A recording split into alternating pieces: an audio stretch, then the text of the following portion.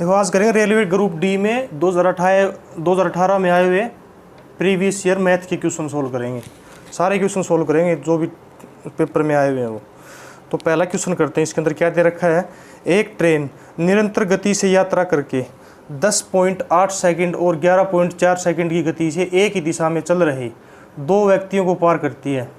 पहला व्यक्ति 4.8 किलोमीटर प्रति घंटे की रफ्तार से चल रहा था, जबकि दूसरा व्यक्ति 6.6 किलोमीटर प्रति घंटे की रफ्तार से चल रहा था। तो किलोमीटर प्रति घंटे में ट्रेन की गति बताओ क्या होगी। तो अपने को क्या फाइंड आउट करना है, यानी क्या ज्ञात करना है, ट्रेन की चाल ज्ञात करनी है और वो भी किलोमीटर प्रति घंटे में। तो इसकी स्पीड तो दोनों में कितनी दे रखी है, यानी चाल कितनी दे रखी है घंटे में, और टाइम दे रखा है सेकंड में दोनों का। तो सेकंड वाले को घंटे में चेंज करके किलोमीटर प्रति घंटे के अंदर ट्रेन की स्पीड फाइंड आउट करनी है। ऑप्शन आपको क्वेश्चन में दे रखे हैं। पहला ऑप्शन है 39.6 किलोमीटर प्रति घंटे, दूसरा ऑप्शन 40.2 किलोमीटर प्रति घंटे, तीसरा ऑप्शन 38.4 किलोमीटर प्रति घंटे और चौथा ऑप्शन 39 किलोमीटर प्रति घंटे। तो अपने को ट्रेन की स्पीड तो पता नहीं है, तो ट्रेन की स्पीड मान लेते हैं, यानी x किलोमीटर प्रति घंटे मान ली ट्रेन की स्पीड। और एक बात याद रखने वाले कि जब दो चीज़ सेम डायरेक्शन में जा रही हो, जैसे दो गाड़ियां हैं सेम दिशा में जा रही हो, मतलब एक ही दिशा के अंदर, तो उनकी जो चाल है वो माइनस होगी। और जब दो गाड़ियां या दो ट्रेन या दो व्यक्ति एक दूसरे के विपक्ष में यानी अपोजिट डायरेक्शन में जा रहे हो, क्रॉस करते हो, तो उनकी चाल हमेशा ऐड होगी, यानी उनकी चाल का हमेशा जोड़ होगा। तो इसकी ट्रेन की चाल मान ली x और उनकी चाल अलग अलग दे रखी है अपने को। तो late train speed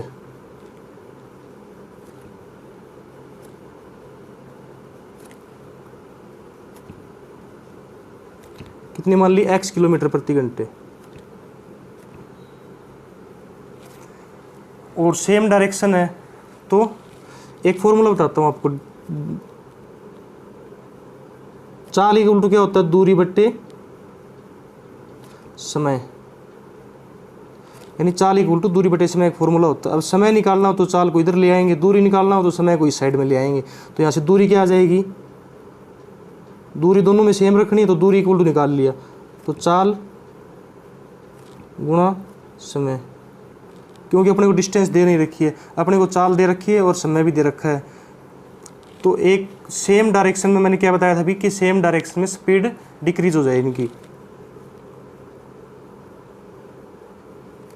same direction speed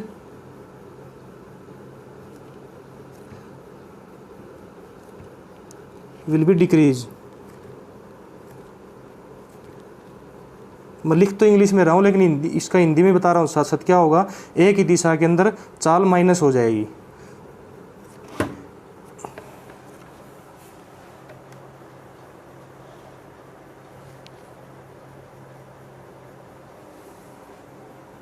तो देखो x किलोमीटर प्रति घंटे माननी है हमने इसकी, तो पहले वाले व्यक्ति की चाल माइनस करेंगे x माइनस 4.8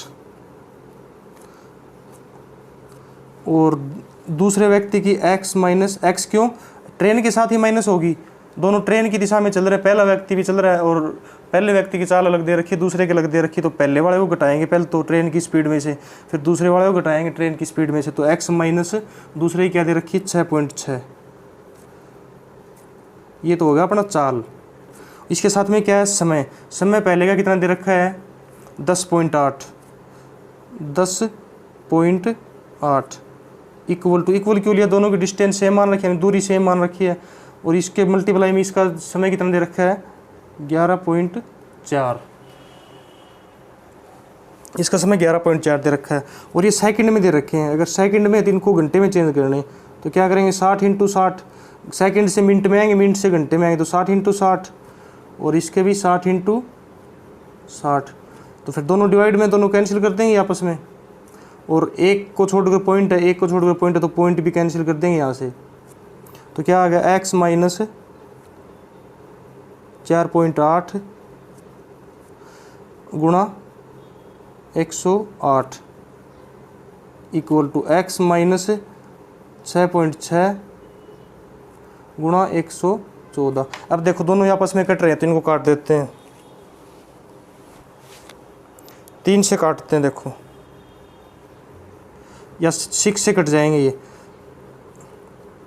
6 एकम 6, 4 बच गए, 4 × 48, ये 6 एकम 6, 5 6 निम 54। अब ये कट गई, इससे ज़्यादा नहीं कटेंगे। देखो अब इनकी इसके साथ मल्टीप्लाई करेंगे और इनकी इसके साथ मल्टीप्लाई करेंगे, तो 18 के x के साथ करेंगे तो 18x माइनस 4.8 है तो पॉइंट हटा लिया मैंने, नीचे 10 कर दिया इसके डिवाइड में, और गुणा में 18 इक्वल टू 19x माइनस 6.6 का पॉइंट हटा लिया, नीचे डिवाइड में 10 कर दिया, गुणा 19। अब देखो इसको इस साइड में ले जाते हैं और इसको इस साइड में ले जाते हैं, क्योंकि ये बड़ा है तो क्या करेंगे, x बच जाएगा, 19x में से 18x घटाएंगे तो क्या बचेगा x, तो x इक्वल टू क्या आ जाएगा 48 यानी 66, ये माइनस का तो इस साइड में आएगा तो प्लस का हो जाएगा, 66/10 गुणा 19, और ये पहले माइनस का था ही, 48 डिवाइड बाई 10 गुणा 18। अब देखो इसमें से जो भी कॉमन आ रहा है वो कॉमन ले लेते हैं, तो कॉमन इसके अंदर क्या आ रहा है, एक तो डिवाइड में 10 कॉमन आ रहा है, तो x इक्वल टू क्या लिख सकते हैं, एक तो 1/10 कॉमन आ रहा है। अब ये 6 से ये भी डिवाइड हो रहा है, 6 1 जा 6, 11 6 जा 66, और 6 से या इसको कैंसिल कर दो, 6 3 जा 18, तो एक 6 कॉमन आ गया, तो 6/10 बार ले लिया मैंने, तो क्या आएगा अंदर, यहाँ कितना आ गया 11, 11 ×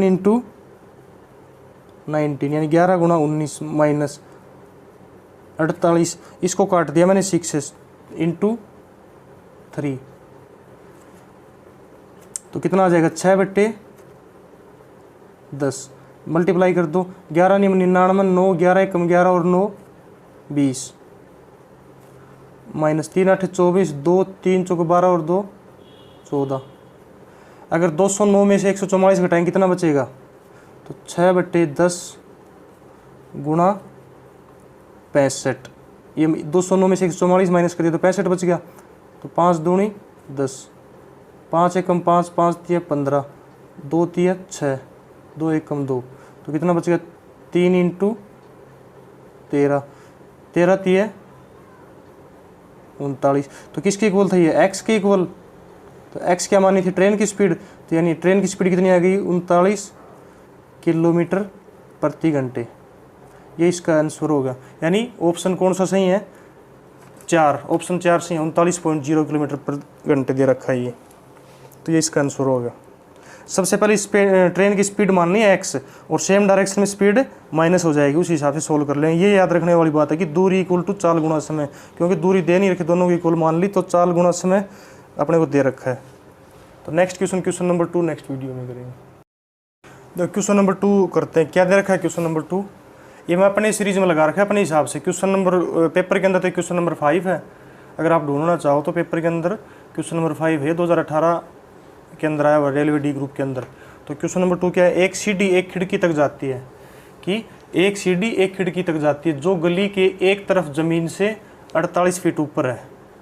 मतलब कोई रोड दे रखा है, उसके एक साइड में तो खिड़की कितनी ऊंचाई है 48 फुट, उस जगह से वह सीढ़ी गली के दूसरी तरफ ज़मीन से 55 फुट ऊपर खिड़की तक पहुंचती है, और दूसरी जगह दूसरी साइड उसके अपोजिट साइड में उस वहाँ से खिड़की की लंबाई कितनी दे दी, यानी हाइट ज़मीन से ऊपर तक हाइट कितनी है 55 फुट।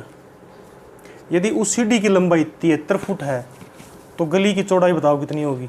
ये कह रहा है कि जो सीढ़ी लगा रहे हैं दोनों साइड में उसकी लंबाई 73 फुट दे रखी हो तो गली की चौड़ाई कितनी होगी। तो खिड़की इससे समझ गया, खिड़की रोड के दोनों अपोजिट साइड में है, मतलब दोनों साइड में है खिड़की। तो सबसे पहले क्या अगर इसके ऑप्शन दे रखे हैं, फर्स्ट ऑप्शन है 103 फुट, दूसरा ऑप्शन है 110 फुट, तीसरा ऑप्शन है 92 फुट, और चौथा ऑप्शन क्या है 100 फुट। तो मान लेते हैं ये कोई रोड है,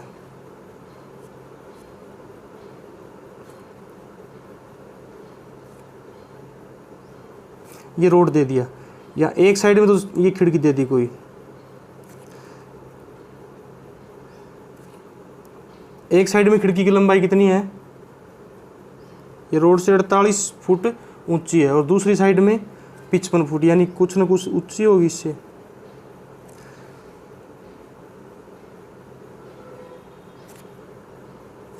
ये दे दी 55 फुट।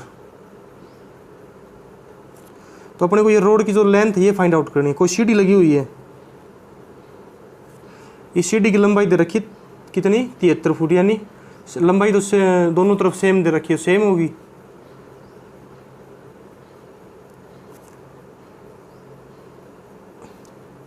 ये दे रखे 73, ये भी 73, तो ये 90 डिग्री का एंगल। तो दोनों में कर्ण दे रखा है। ये 55 है, इसके अंदर अगर बेस निकाल लेंगे और इसका बेस निकाल लेंगे तो दोनों की हाइट आ जाएगी। तो ट्रायंगल मान लेते हैं ए बी सी डी और ई। एक ट्रायंगल के नाम धर लिए थोड़ी, ताकि सोल्व करने में थोड़ी आसानी हो जाए। तो देखो सबसे पहले क्या करेंगे, in triangle A B C, त्रिभुज ए बी सी में, त्रिभुज ए बी सी में क्या करेंगे, H square equal to P square plus B square होता है, यानी कर्ण का स्क्वायर इक्वल टू लंब का स्क्वायर प्लस आधार का स्क्वायर होता है। तो क्या लिख दूं, कर्ण का स्क्वायर इक्वल टू लंब का स्क्वायर प्लस आधार का स्क्वायर। तो इसमें पहले वाले में कर्ण दे रखा है, लंब दे रखा है, आधार निकालना है। इसमें ट्रायंगल ए बी सी में दूसरे वाले के अंदर लंब दे रखा है, कर्ण दे रखा है और आधार निकाल लेते हैं। तो क्या होगा, H square equal to P square plus B square. तो कर्ण कितना दे रखा है 73, 73 का स्क्वायर इक्वल टू लंब का स्क्वायर यानी 55 का स्क्वायर प्लस आधार, या आधार को बेस मान लिया, मैंने बी मान लिया आधार को, आधार अपने को दे नहीं रखा, निकालना है तो बी का स्क्वायर। अगर बेस निकालना है तो इसको उठा के इस साइड में ले जाता हूँ मैं, माइनस में हो जाएगा। तो बी स्क्वायर इक्वल टू 73 का स्क्वायर माइनस 55 का स्क्वायर। तो 73 का स्क्वायर क्या होता है 73 का स्क्वायर क्या होता है 5329। ये आप अपनी कॉपी में सोल्व करके देखना, यानी 5329। और 55 का स्क्वायर क्या होता है 3025। 55 का स्क्वायर होता है 3025। अगर इसको माइनस करोगे तो कितना बचेगा 2304। ये मैंने पहले से ही सोल्व कर रखा है कॉपी के अंदर, इसके जो कैलकुलेशन है ये। तो ये आ गया बी स्क्वायर इक्वल टू, तो बी इक्वल टू कितना आ जाएगा अंडर रूट, यहाँ से स्क्वायर हटा देंगे तो ये अंडर रूट में आ जाएगा 2304। तो 2304 किसका स्क्वायर रूट होता है 2304 होता है 48 का स्क्वायर रूट, यानी 48। तो यानी बेस कितना आएगा इसका 48। तो base equal to B equal to, base कितना है इसका बी और सी, बी सी की लंबाई कितनी आ गई 48।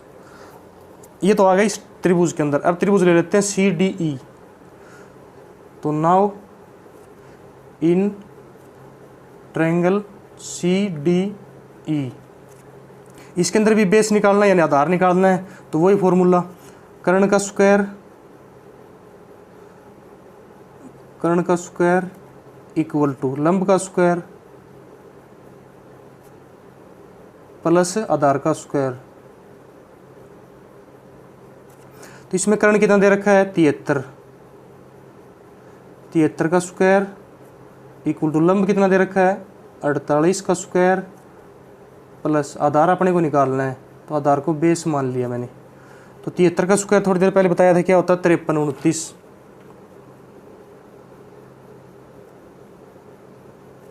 इक्वल टू 48 का स्क्वायर क्या होता है 48 का स्क्वायर हमने अभी देखो, ये 48 का स्क्वायर 2304 होता है। कितना होता है 2304। अगर ये पूछे 2304 किसका स्क्वायर रूट होता है 48 का प्लस बी का स्क्वायर। अब यहाँ से बी निकालना है अपने को, तो बी को एक साइड में ले लेते हैं। बी का square equal to 5329 minus 2304। B square equal to, अगर 5329 में से 2304 माइनस करोगे तो कितना बचेगा 3025। और 3025 किसका स्क्वायर रूट होता है? 55 का स्क्वायर रूट कितना होता है? 3025। तो यहाँ से b इक्वल टू कितना आ जाएगा? अंडर रूट में 3025 जो कि 55 का स्क्वायर रूट होता है। तो b equal to base equal to क्या बोल सकते हैं? c और d की लंबाई आ गई है, तो सी डी इक्वल टू 55। तो अपने को पूछ रहा था कि रोड की लंबाई बताओ, तो रोड कहाँ से कहाँ तक है? बी से डी तक। तो रोड की लंबाई, सॉरी सड़क लिख देते हैं, रोड तो थोड़ा ठीक नहीं लगेगा, इसलिए सड़क की लंबाई यानी B C plus C D कितनी आ जाएगी? बी सी कितनी आई है? 48 और सी डी कितनी आई है? 55। 8 और 5 13, 1 5 और 4 9 और 1 10, यह आ गया 103 फुट। तो ऑप्शन कौन सा सही है इसका? ऑप्शन ए, यानी पहला ऑप्शन सही है, 103 फुट है सड़क की लंबाई। तो ये इसका आंसर होगा। नेक्स्ट क्वेश्चन आगे करते हैं। देखो आगे क्वेश्चन नंबर 3 करते हैं, 2 पहले कर चुके हैं। तो इसका क्या दे रखा है? 4 संख्याओं का मध्य 22 है, उनमें से सबसे छोटी 3 संख्याओं का मध्य क्या होता है? मीन 19 है, उनमें से सबसे 3 छोटी संख्याओं का मध्य 19 है। यदि आंकड़ों की रेंज 15 है तो सबसे बड़ी 3 संख्याओं का मध्य क्या होगा? तो इसके ऑप्शन दे रखे हैं। पहला ऑप्शन तो दे रखा है 24, दूसरा 23, तीसरा ऑप्शन दे रखा है 25 और चौथा 26। अपने को फाइंड आउट करना है कि उन 3 संख्याओं का मीन कितना है, यानी मध्य। तो एक फॉर्मूला बताता हूँ आपको मैं। मध्य इक्वल टू, अगर मध्य निकालते हो उसका क्या होता है? मध्य इक्वल टू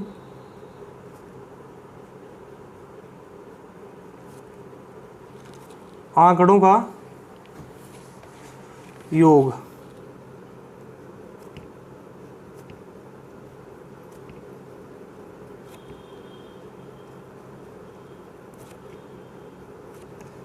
आंकड़ों का योग डिवाइड बाई आंकड़ों की संख्या।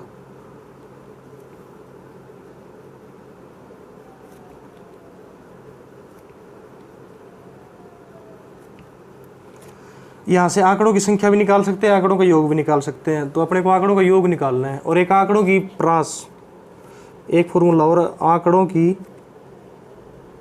ये 10th क्लास के 2-3 फॉर्मूले, मीन मोड मीडियन चैप्टर है।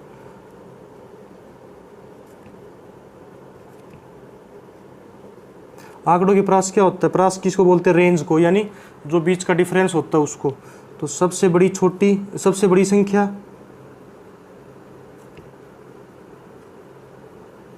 सबसे बड़ी माइनस सबसे छोटी संख्या है ये सब।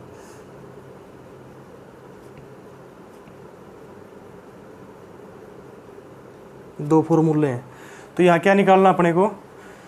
चारों संख्याओं का योग कितना दे रखा है? कोई संख्या मान लेते हैं A plus B plus C plus D, ये दे रखा है। तो आंकड़ों का योग, संख्याओं का योग क्या होता है?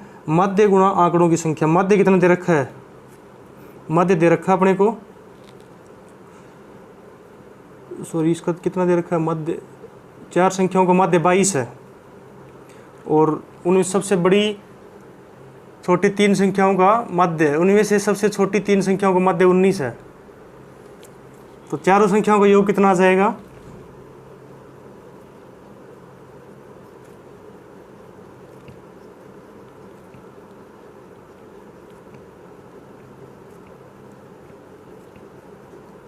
चारों संख्याओं का योग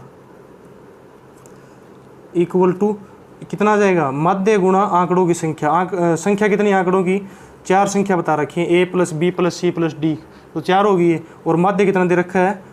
मध्य दे रखा है 22, तो 22 गुणा 4, यानी मैंने क्या कर लिया? यहाँ पर 4 रख लिया। आंकड़ों का योग निकाल रहे हैं तो मध्य इक्वल टू 22 दे रखा है, ये 22, और ये मान आंकड़ों का योग डिवाइड बाई 4। इसको इस साइड में ले जाएंगे तो मल्टीप्लाई हो जाएगा ये, तो योग आएगा यहाँ से। तो चारों संख्याओं का योग कितना हो गया? 22 चौके 88। आगे कह रहा है कि 3 सबसे छोटी संख्याओं का योग। 3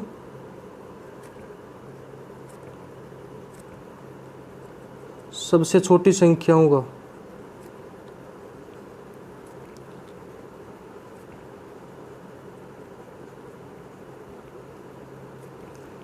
का योग। यहाँ पर भी योग निकालना है, तो आंकड़ों की संख्या कितनी होगी, 3 संख्या होगी, और उनका मध्य क्या दे रखा है अपने को, 19। तो 19 दिए 57 हो जाएगा। यहाँ पर कितना दे रखा है मध्य, 19, और आंकड़ों की संख्या कितनी दे रखी है, 3। तो इसको उठा के इस साइड में ले जाएंगे तो इक्वल टू 19 गुणा 3 इक्वल टू 57। देखो a plus B plus C plus D कितना आया, 4 संख्याओं का योग 88। ये कह रहा है सबसे छोटी संख्याओं का योग, तो ये मान लेते हैं सबसे बड़ी है, फिर ये फिर ये फिर ये कह रहा है इनका जो योग कितना आया अपने पास, 57 आया है। तो यहाँ से a की वैल्यू आ सकती है, यानी सबसे बड़ी संख्या की वैल्यू आ सकती है, a प्लस 57 इक्वल टू 88 है। तो a की वैल्यू कितने आ जाएगी, 88 माइनस 57 इक्वल टू 31। ये a आ गया अपने पास। तो आगे क्या दे रखा है कि परास इक्वल टू क्या होता है, लार्जेस्ट संख्या माइनस स्मॉलेस्ट, यानी largest number minus smallest number, सबसे बड़ी संख्या माइनस सबसे छोटी संख्या। तो यहाँ से रेंज निकाल लेते हैं, परास यानी रेंज।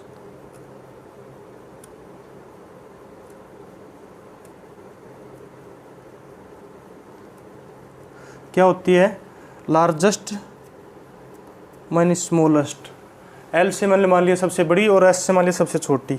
तो परास दे रखी है कि सबसे बड़ी आंकड़ों की रेंज 15 है, ये 15 दे रखा है, इक्वल टू सबसे बड़ी संख्या कौन सी आ गई अपने पास, 31 आई है। ए को मैंने सबसे बड़ी संख्या मान लिया था, माइनस स्मॉलेस्ट। तो यहाँ से स्मॉलेस्ट निकाल सकते हैं। अगर एस निकालेंगे तो इसको उठा के इस साइड में ले आते हैं, 15 को उठा के इस साइड में ले आते हैं, तो एस इक्वल टू कितना आ जाएगा, 31 माइनस 15। तो सबसे छोटी संख्या कितनी आ गई, 15 15 30 और 31 16। सबसे छोटी संख्या आ गई 16। तो आगे क्या कह रहा है, तो 3 सबसे बड़ी संख्याओं का योग निकालो, कितना होगा,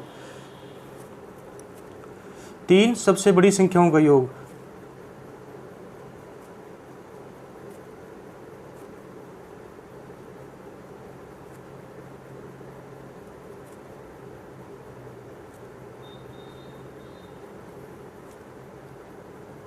का योग a plus B plus C plus D कितना दे रखा था, 88। चारों संख्याओं का योग 88 आया था। अपने पास a की वैल्यू भी आ गई और d की वैल्यू भी आ गई, ये इक्वल टू d आ गई, यानी सबसे छोटी संख्या कौन सी आ गई, d। तो d कितनी आ गई, 16। तो ये पूछ रहा है कि सबसे बड़ी 3 संख्याओं का योग बताओ कितना होगा। तो a plus B plus C plus D, सबसे छोटी संख्या कितनी आई है, 16 इक्वल टू 88। तो 3 संख्याओं का योग कितना आ गया, a plus B plus C equal to 16 को इस साइड में ले जाएंगे तो 88 में से 16 गए तो 72 बचे। तो माध्य निकालना अपने को। माध्य क्या होता है, आंकड़ों का योग कितना है, 72 डिवाइड बाई आंकड़ों की संख्या, कितनी संख्याएं हैं, 3। तो 3 दूनी 6, 3 चौका 12, यानी 24 दिए 72 होते हैं। तो माध्य कितना आ गया, 24। तो इसका कौन सा ऑप्शन सही है, ऑप्शन नंबर 1। तो नेक्स्ट क्वेश्चन आगे करते हैं आगे वाली वीडियो में। तो 4 नंबर प्रश्न क्या दिया हुआ है, एक लंबवर्तीय शंकु की ऊंचाई और तिरछी ऊंचाई क्रमशः √429 सेंटीमीटर और 25 सेंटीमीटर है। पाई का मान 22/7 मानते हुए शंकु का लेटरल सरफेस एरिया क्या होगा। लेटरल सरफेस एरिया यानी वक्र पृष्ठीय क्षेत्रफल क्या होगा कोण का। तो ये करते हैं, चलो।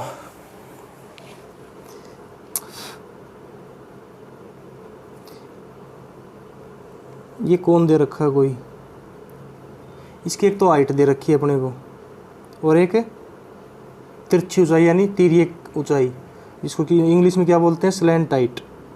ये दे रखी है 25, इसको L इक्वल टू मानते हैं, L equal to slant height. और ये हाइट कितनी दे रखी है, √429। रेडियस फाइंड आउट करनी है यहाँ से। तो ये 90 डिग्री का एंगल बनाता है। तो ये क्या हो गया, परपेंडिकुलर पी का स्क्वायर, और ये बेस यानी रेडियस का स्क्वायर, और ये एल का स्क्वायर, हाइपोटेन्यूस का स्क्वायर यानी एल का स्क्वायर। तो क्या होता है, कर्ण का स्क्वायर इक्वल टू लंब का स्क्वायर प्लस आधार का स्क्वायर। तो एक फॉर्मूला होता है कर्ण का स्क्वायर इक्वल टू लंब का स्क्वायर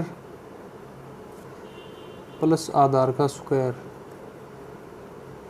यहाँ पर कर्ण कितना है, एल, तो एल का स्क्वायर, लंब कितना है, पी यानी सॉरी एच मान सकते हो यानी एच का स्क्वायर 8 प्लस आधार कितना है, आर, आर का स्क्वायर। आर दे नहीं रखा अपने को, एल दे रखा और एच दे रखा, तो यहाँ से आर निकाल सकते हैं। तो एच को उठा के इस साइड में ले आते हैं, L square minus H square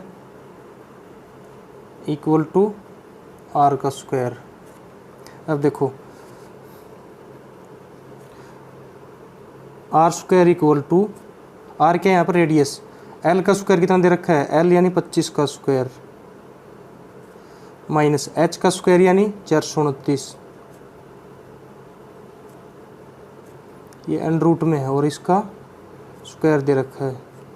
तो अंडर रूट से स्क्वायर कैंसिल हो जाएगा। आर स्क्वायर इक्वल टू 25 का स्क्वायर कितना होता है, 25 गुणा 25 625, और अंडर रूट 429 गुणा अंडर रूट 429 कितना हो जाएगा, 429, अंडर रूट हट जाएगा इसका। 625 में से 429 माइनस करोगे कितना आएगा, 196 यानी 196। 625 में से 429 घटाएंगे तो 196 आएगा, जो कि आर स्क्वायर इक्वल है। तो स्क्वायर रूट हटा देते हैं ऊपर से, तो स्क्वायर हटाएंगे तो क्या आएगा, अंडर रूट 196, और 196 किसका स्क्वायर रूट होता है,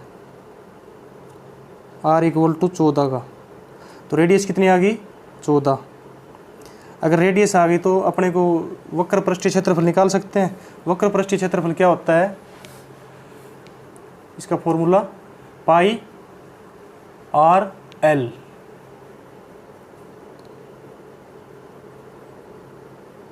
वक्र पृष्ठीय क्षेत्रफल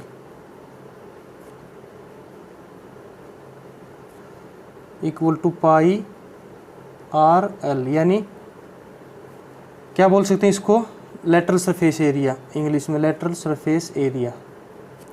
तो पाई की वैल्यू अपने को दे रखी है 22/7, ये फॉर्मूला है। पाई की वैल्यू कितनी दे रखी है, 22/7।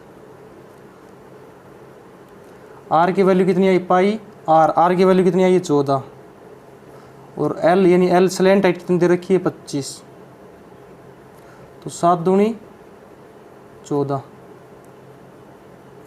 25 दूनी 50, तो 22 × 50, 22 × 5 = 110।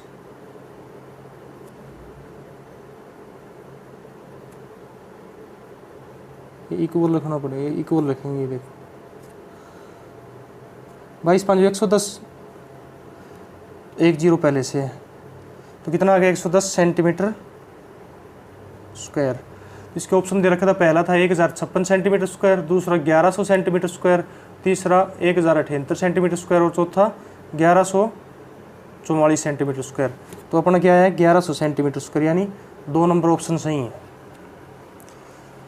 Next question number 5 next video में करते हैं। देखो 5 नंबर प्रश्न क्या दिया हुआ है कि 96 भाग में 2 की पावर 3 गुणा 3 + 8, इसको सोल्व करना है। तो यानी ये क्वेश्चन दे रखा है 96 भाग में 2 की पावर 3 गुणा में 3 + 8, इसको बोर्ड मास रूल से सोल्व करते हैं। इसके ऑप्शन क्या दिया हुआ है, पहला ऑप्शन दे रखा है 132, दूसरा 3, तीसरा है 44, चौथा 12। तो सबसे पहले क्या करेंगे, डिवाइड करेंगे, फिर क्या करेंगे, मल्टीप्लाई करेंगे, फिर ऐड करेंगे, फिर सब्ट्रैक्ट करते हैं अगर दे रखा हो तो ये क्या दे रखा है, इसको देखो 96 भाग में 2 की पावर 3, तो 2 की पावर 3 को क्या लिख सकते हैं, 8, यानी 2 गुणा 2 गुणा 2, 2 दूनी 4, 4 दूनी 8, 8 लिख लिया, और गुणा में दे रखा है 3, और फिर प्लस में 8। तो ये डिवाइड हो रहा है, 8 1 = 8, 8 2 = 16, 12 8 96 होते हैं, गुणा 3 प्लस 8। अब क्या करेंगे, मल्टीप्लाई करेंगे तो 12 3 36 प्लस 8, 36 और 8 कितने होते हैं 44। तो ये अपना आंसर हो गया 44। तो ऑप्शन कौन सा सही है, ऑप्शन नंबर 3 सही है 44।